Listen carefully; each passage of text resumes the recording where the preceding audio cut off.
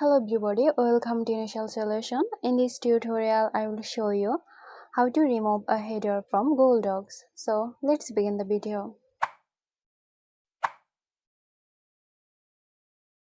At first, open your document. Now move your cursor to the top of any page where the header appears. Now double click inside the header area. Next, click Options. From the list, click on Remove. The header will be removed from your document instantly. So there you go. I hope this video helped you out. Stay tuned for more helpful tutorials here at Initial Solution.